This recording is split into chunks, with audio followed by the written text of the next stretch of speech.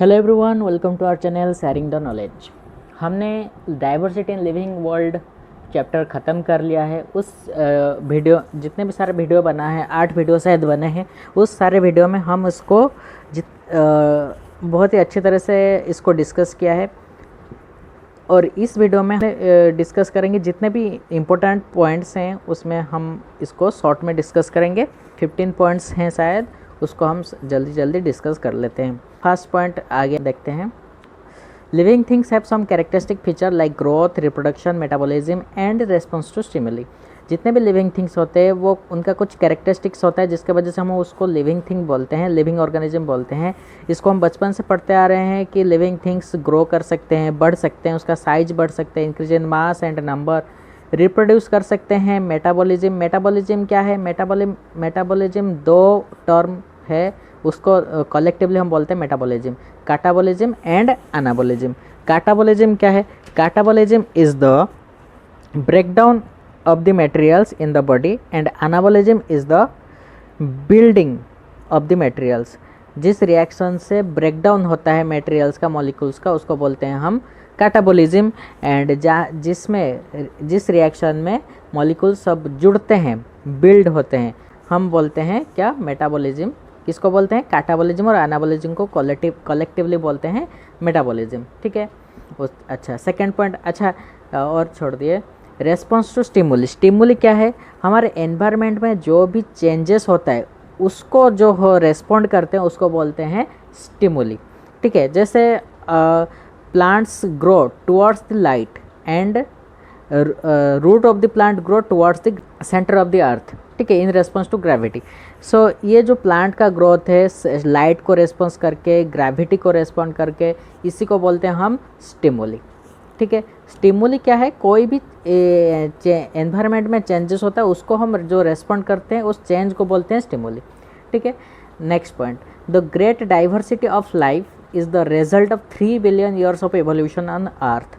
अर्थ में 3 billion years का evolution जो हुआ है उसका रिजल्ट क्या है?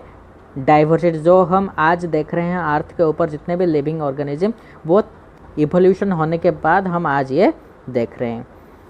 Many forms have become extinct. बहुत सारे लिविंग ऑर्गेनिज्म है जो एक्सटेंट हो गए। फॉर एग्जांपल डोडो, डायनासोर, ये सब एक्सटिंक्ट हो गए हैं, जो कि 50 to 100 टाइम्स मोर देन आज जितने भी हम ऑर्गेनिज्म देख रहे हैं उसका 50 से 100 गुना क्या है? लिविंग ऑर्गेनिज्म थे। ठीक है। और आज भी जितना हमें पता है, जितना भी लिविंग ऑर्गेनिज्म पता है, अप्रोक्सीमेटली 30 मिलियन, उसका सिर्फ 1.7 मिलियन हम जानते हैं और उसको साइंटिफिक नाम दे पाए हैं। ठीक है। 5 to 30 मिलियन जो है उसका सिर्फ 1.7 मिलियन, और जो 1.7 मिलियन जो भी हमने साइंटिफिक नाम दिया है उसका बहुत 70% बोल सकते हैं जो क्या है? इंसेक्ट्स हैं। ठीक है। नेक्स्ट पॉइंट पे आते हैं, number 4। As early as 4th century. 4th century में अरिस्टोटल ने फर्स्ट अटेम्प्ट किया था क्या? क्लासिफाई करने के लिए ऑर्गेनिज्म को इनटू प्लांट एंड एनिमल्स। उन्होंने प्लांट को बोल दिया, क्लासिफाई किया हर्ब, श्रब, ट्री, ऐसे क्लासिफाई किया था। एंड एनिमल को बोल दिया जो पानी में रहते हैं, एयर में रहते हैं, लैंड में रहते हैं। इनके बेसिस पे उन्होंने क्लासिफाई करने को कोशिश किया था। और उसके बाद आए थे 1st सेंचुरी में चाणक्य, जो फादर ऑफ आयुर्वेद हम मानते हैं इंडिया के हैं। और इन्होंने क्या किया था? 200 तरह का एनिमल्स एंड 340 तरह का प्लांट के बारे में अपने एक बुक लिखा था जिसको बोलते हैं चाणक्य संहिता। उसमें उन्होंने लिखा था। चाणक्य संहिता में क्या है? इंडियन मेडिसिन के बारे में लिखा है।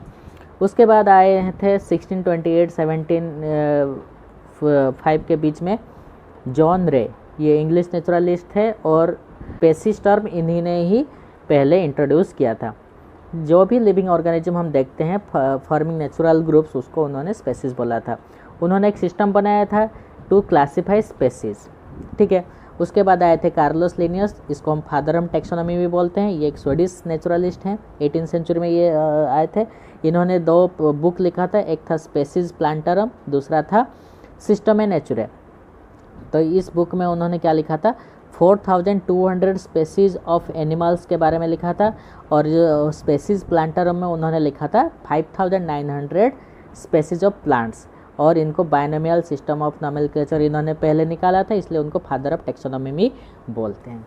ठीक है, उसके बाद आया number 5 biological classification. Biological classification क्यों नेसेसरी है?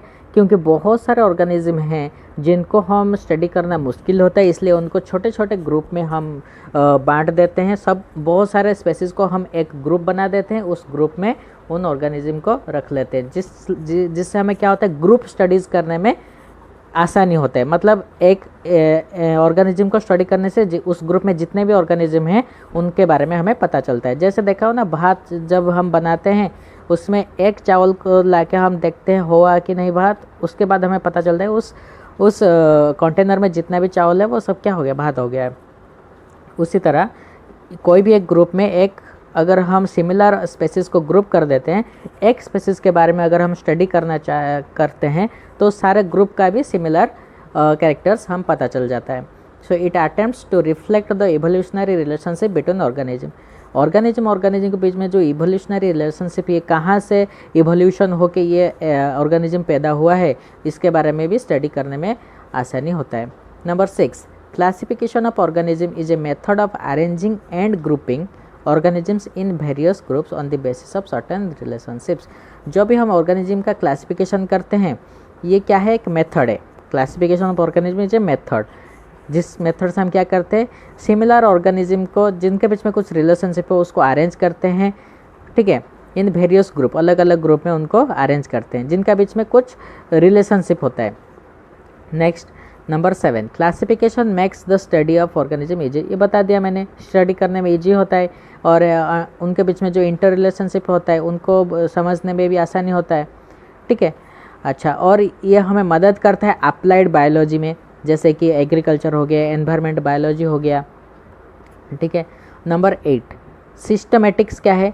सिस्टमेटिक्स ये एक इम्पोर्टेंट टर्म है, इसको याद रखना। Systematics deals with the complete study of an organism and requires it's identification, nomenclature, classification and taxonomy. Systematics क्या करता है? It deals with the complete study of an organism, एक ऑर्गेनिज्म के बारे में कंप्लीट स्टडी करना एंड इसका identify करना और उनका रिलेशनशिप ढूंढना दूसरे ऑर्गेनिज्म के साथ, नोमेनक्लेचर, क्लासिफिकेशन एंड टैक्सोनॉमी, ये सब क्या करता है, सिस्टमेटिक से हमें पता चलता है। Species is the basic unit of classification. हम जब क्लासिफाई करते हैं सबसे बेसिक यूनिट क्या होता है? स्पेसीज होता है। It consist of all individuals that are able to breed. ये इसमें क्या होता है, जितने भी सारे इंडिविजुअल ब्रीडिंग कर सकते हैं वो सब इसमें आते हैं। To produce fertile offspring. अच्छा, जो हम अभी पढ़ के आए फर्स्ट पॉइंट जो था क्या, living things have some characteristic feature reproduction. तो इसमें कुछ कैरेक्टर्स होता है जो डिफाइनिंग कैरेक्टरिस्टिक्स होता है, जैसे कि मेटाबॉलिज्म, रेस्पॉन्स टू स्टिमुली, ये क्या है, डिफाइनिंग कैरेक्टरिस्टिक्स है। मतलब ये और किसी में दिखाई नहीं देता। जैसे रिप्रोडक्शन, जब हम बोलते हैं रिप्रोडक्शन होने से कोई फर्टाइल ऑफस्प्रिंग आता है, लेकिन हमेशा एक फर्टाइल ऑफस्प्रिंग नहीं पैदा होता है। जैसे कि स्टेराइल हनी भी होते हैं, वो सिर्फ कलेक्ट करते हैं, नेक्टर कलेक्ट करते हैं और रिप्रोड्यूस नहीं कर सकते। उसी तरह ये रिप्रोडक्शन जो है डिफाइनिंग कैरेक्टरिस्टिक्स नहीं है, सिर्फ मेटाबॉलिज्म है। मेटाबॉलिज्म कहाँ पे हो सकता है? सिर्फ बॉडी के अंदर ही हो सकता है, लिविंग ऑर्गेनिज्म के बॉडी के अंदर हो सकता है। तो सो ये क्या है, डिफाइनिंग कैरेक्टरिस्टिक्स है लिविंग थिंग्स, लिविंग ऑर्गेनिज्म का। और रेस्पॉन्स टू स्टिमुली, ये भी एक डिफाइनिंग कैरेक्टरिस्टिक्स है। वैसे ही यहाँ पर क्या है, number 9 species is the basic unit of classification. In case of asexually reproducing population, physical and biochemical resemblance are taken into account। तो ये जो बोल रहा है कि स्पेसीज क्या है, बेसिक यूनिट ऑफ क्लासिफिकेशन, और इनको एक ग्रुप बनाया जाता है स्पेसीज, सिमिलर जो ऑर्गेनिज्म होते हैं। तो स्पेसीज को कैसे ग्रुप किया गया, अगर वो सेक्सुअली रिप्रोड्यूस कर रहे हैं तो उनको फर्टाइल ऑफस्प्रिंग प्रोड्यूस कर रहे हैं तो उनको ग्रुप कर दे। अगर एसेक्सुअली रिप्रोड्यूस कर रहे हैं तो हम उसको देखेंगे फिजिकल रिसेम्बलेंस क्या है एंड बायोकेमिकल रिसेम्बलेंस क्या है। बायोकेमिकल रिसेम्बलेंस बोलने से हम क्या समझ में आता है, डीएनए, प्रोटीन, इस तरह का जो सब है सिमिलैरिटीज़ होते हैं, इनको देख के हम उनको ग्रुप बनाते हैं। Number 10 species are named by the binomial system. Binomial systems को हम फॉलो करके स्पेसीज को नाम देते हैं, जिसको हम बोलते हैं binomial system of nomenclature. The name of species consist of 2 words. कोई भी स्पेसीज का नाम में 2 वर्ड होता है, एक होता है उसका जेनेरिक नेम, दूसरा होता है उसका स्पेसिफिक नेम और स्पेसिफिक एपिथेट। जैसे कि हम इंसान का हो गया होमो सैपियंस, होमो क्या है जेनेरिक नेम है, एंड सैपियंस जो है हमारा एपिथेट है, स्पेसिफिक एपिथेट। एपिथेट मतलब कैरेक्टर, जो हमें हमारा जो कैरेक्टर को दिखाता है उसको बोलते हैं स्पेसिफिक एपिथेट। जैसे कि मैंगीफेरा इंडिका, मैंगो का नाम है साइंटिफिक नेम, मैंगीफेरा क्या है जेनेरिक नेम है, और इंडिका जो है उसका स्पेसिफिक एपिथेट है। उसके बाद है number 11, there are 2 main approaches to classification. यहाँ पर 2 टाइप्स ऑफ क्लासिफिकेशन दिया है, लेकिन और भी एक टाइप का सिस्टम है फाइलोजेनेटिक सिस्टम, लेकिन ये अभी ज़्यादा डिस्कस नहीं किया है। टैक्सोनॉमी जो है it is based on evolutionary relationship. अभी जो टैक्सोनॉमी हम पढ़ रहे हैं वो क्या है, now based on evolutionary relationships, evolutionary history of a particular group. कोई भी ग्रुप का इवोल्यूशनरी हिस्ट्री जो होता है उसको बोलते हैं फाइलोजेनी। ठीक है, फाइलोजेनी क्या है, evolutionary history of a particular group of organism. Particular group of organism का जो इवोल्यूशनरी हिस्ट्री होता है उसको फाइलोजेनी बोलते हैं। And the classification which is based on phylogenetic relationship, जो भी क्लासिफिकेशन फाइलोजेनेटिक रिलेशनशिप को बेस करके होता है उसको बोलते हैं evolutionary classification. Modern taxonomists try to utilize many types of evidences to discover the evolutionary relationships। बहुत सारे एवोल्यूशनरी रिलेशनशिप ढूंढने के लिए, एविडेंसेस पाने के लिए टैक्सोनॉमिस्ट ट्राई करते हैं, लेकिन यह हमेशा पॉसिबल नहीं होता है। बहुत सारे स्पेसीज हैं जिनका फॉसिल रिकॉर्ड है, उनके बीच में बहुत ही गैप होता है, जिसके वजह से हमेशा ये रिलेशनशिप पाना, एविडेंस पाना पॉसिबल नहीं होता है, जिसके वजह से इसको हम नहीं लेते classification, phylogenetic system of classification को। इसलिए 2 टाइप्स लिखा गया है यहाँ पर।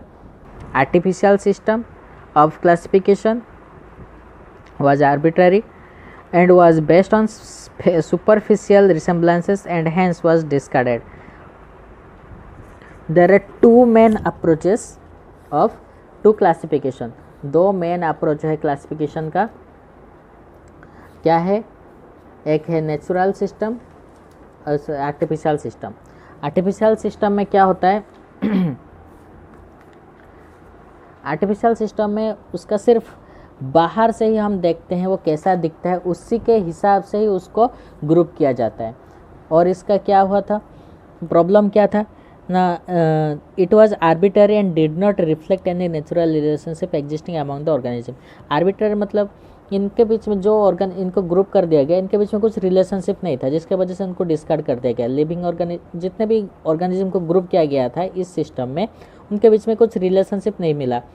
It led to a heterogeneous assemblage. Heterogeneous मतलब अलग अलग ऑर्गेनिज्म एक ही ग्रुप में रह गए थे, जिनका बीच में कुछ रिलेशनशिप नहीं है, मतलब रिलेशन कुछ नहीं है। अनरिलेटेड ऑर्गेनिज्म को एक ही ग्रुप में रख दिया गया। It did not consider many important characteristics. बहुत सारे इंपॉर्टेंट कैरेक्टरिस्टिक को इसने कंसिडर नहीं किया और ये एक्सप्लेन नहीं कर पाई इवोल्यूशनरी सिग्निफिकेंस को। इट वाज इनएडिक्वेट, सो इसको हमने क्या कर दिया, डिस्कार्ड कर दिया।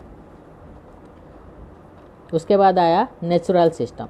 नेचुरल सिस्टम में हम देखते हैं ये देखने लगे क्या, एक्सटर्नल फीचर देखें, मतलब मॉर्फोलॉजी को स्टडी किया, इंटरनल स्ट्रक्चर को भी किया। इंटरनल स्ट्रक्चर को एनाटॉमी बोलते हैं, स्टडी ऑफ सेल स्ट्रक्चर को सेल बायोलॉजी बोलते हैं, लाइफ प्रोसेसेस को फिजियोलॉजी बोलते हैं, और डेवलपमेंट को ऑन्टोजेनी बोलते हैं, रिप्रोडक्शन, बायोकेमिस्ट्री, इन सब को ध्यान पर रखते हुए ये स्टडी किया जाता है। द सिमिलरिटीज़ को भी हम comparable structure like arrangement of bones in a bat wing, a dolphin fin and a human arm, इन सब को हम देखते हैं इनमें सिमिलरिटीज़ क्या है। The organs with the same development, जो भी organ development same developmental origin है, मतलब एक ही ओरिजिन से, मतलब डेवलपमेंट देखेंगे ओरिजिन उनका सेम है, are thought to have evolved in a similar way and got modified. ठीक है, तो नेक्स्ट आया the molecular similarities in the structure of DNA, RNA, comparable proteins help to establish the relationship of organisms. ठीक है, हम difference क्या देखते हैं, आर्टिफिशियल सिस्टम में ये कैरेक्टर्स को देखता है, सिर्फ फ्यू कैरेक्टर्स को देख के ये ग्रुप किया जाता है। नेचुरल क्लासिफिकेशन में क्या होता है, बहुत सारे कैरेक्टर को, लार्ज नंबर ऑफ कैरेक्टर को हम कंसिडर करते हैं। सेकेंड डिफरेंस क्या है, took only superficial resemblances into account like presence of absence of wings. मतलब सुपरफिशियल बाहर से देखे जाते हैं जो रिसेम्बलेंस, उसी को ही देख के इनको ग्रुप किया गया था। जैसे कि मैं बोल दूंगा जिनका विंग्स है उनको एक ग्रुप बना दिया गया, जैसे ऑस्ट्रिच और बर्ड्स। ऑस्ट्रिच तो उड़ नहीं सकते और बर्ड्स जो उड़ सकते, बहुत बर्ड्स हैं जो उड़ सकते हैं। ऑस्ट्रिच एक बर्ड है जिसका विंग्स है, वो उड़ नहीं पाता। पेंगुइन को भी एक ग्रुप बना दिया गया। तो ये प्रॉब्लम हो रहा था। और इसमें क्या था, जहाँ पर नेचुरल क्लासिफिकेशन में क्या था, बायोलॉजिकली इम्पोर्टेंट सिमिलरिटीज़ को देखा जाता था, जैसे कि DNA and protein. Third point क्या है, did not reflect any natural relationship. Natural relationship इनमें कुछ नहीं था। और नेचुरल क्लासिफिकेशन में क्या था, इवोल्यूशनरी सिग्निफिकेंस था। Next point, led to heterogeneous assembly. अभी बोला मैंने, लेकिन नेचुरल सिस्टम में होमोजेनियस असेंबलेज होता है। ठीक है, अच्छा नेक्स्ट पॉइंट देखते हैं।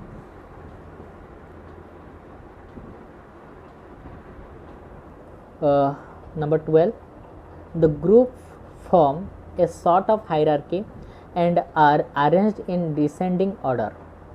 अच्छा, जो क्लासीफाई हमने किया, उन हायरार्की ऑफ क्लासिफिकेशन कैटेगरीज जो बोलते हैं उसको हम पढ़ के आए थे। हायरार्की ऑफ कैटेगरीज, हायरार्की क्या है, hierarchy is the putting up of taxonomic categories in a logical sequence is called hierarchy. Arrangement करने को हायरार्की बोलते हैं। जो टैक्सोनॉमिक कैटेगरीज हैं उनको लॉजिकल सीक्वेंस में अरेंजमेंट करने को बोलते हैं हायरार्की। ठीक है, तो पहले सबसे ग्रुप, बड़ा ग्रुप कौन आता है, किंगडम। डिसेंडिंग ऑर्डर में उसको हमने अरेंज किया। सब डिसेंडिंग ऑर्डर मतलब सबसे बड़ा कैटेगरी कौन है, किंगडम। किंगडम के बाद आता है फाइलम। फाइलम के बाद class, order, family, genus, species. Kingdom highest category है और स्पेसीज लोएस्ट कैटेगरी है। अच्छा, यहाँ पर फाइलम में अगर और एक हम ग्रुप बनाना चाहें फाइलम के अंडर, तो वहाँ पर क्या लगेगा, सब फाइलम। SUB प्रीफिक्स में सब लगेगा, सब फाइलम। अगर फाइलम के ऊपर और एक हम फाइलम को किसी ग्रुप में रखना चाहें तो वहाँ पर लगेगा सुपर, प्रीफिक्स में लगेगा super, super phylum. Super phylum के अंडर आएगा फाइलम, फाइलम के अंडर आता है सब फाइलम। ठीक है, वैसे अगर क्लास में ग्रुप करना चाहें, क्लास के अंडर, क्लास के नीचे और एक ग्रुप बनाना चाहें तो वहाँ पर लगेगा सब क्लास। क्लास से पहले अगर क्लास को किसी ग्रुप में रखना चाहें तो वहाँ पर लगता है सुपर क्लास। ठीक है, तो ये था हायरार्की ऑफ कैटेगरीज के बारे में।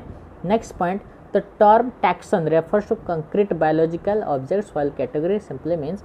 अच्छा, यहाँ पर जो दो टर्म है, टैक्सन एंड कैटेगरी। कैटेगरी क्या है, कैटेगरी है जो एब्स्ट्रैक्ट थिंग्स हैं, एब्स्ट्रैक्ट है, वहाँ पर लगता है कैटेगरी, एब्स्ट्रैक्ट ऑब्जेक्ट्स। जैसे कि ये जो कैटेगरी अभी हम पढ़ के आ रहे हैं, kingdom, phylum, class, order, family, genus, species, ये क्या है, एब्स्ट्रैक्ट हैं। ठीक है, तो ये सिर्फ एक रैंक है, इसलिए उसको बोलते हैं एब्स्ट्रैक्ट बोलते हैं, और इसको बोलते हैं कैटेगरी। लेकिन टैक्सन क्या है, टैक्सन कॉन्क्रीट बायोलॉजिकल ऑब्जेक्ट्स है that refers to real objects of a specific category. For example, जितने भी वर्टिब्रेट्स हैं वो फाइलम, टैक्सन, कोडाटा में आते हैं। जितने भी मैमल्स होते हैं वो क्लास, टैक्सन, मामालिया में आते हैं। और जितने भी कैट लाइक स्पेसीज होते हैं वो सब फैमिली, टैक्सन, फेलिडी में आते हैं। ठीक है, number 14, to identify a species a taxonomist makes a identification की। कोई भी स्पेसीज को आइडेंटिफाई करने के लिए एक टैक्सोनॉमिस्ट जो है वो एक आइडेंटिफिकेशन की उन्होंने बनाया था, जिसको की टूल बोलते हैं। बाय यूजिंग डिस्टिंक्ट फीचर, बहुत सारे फीचर होते हैं जिसको हम कंसिडर करके आइडेंटिफाई करते हैं कोई भी एक स्पेसीज़ को।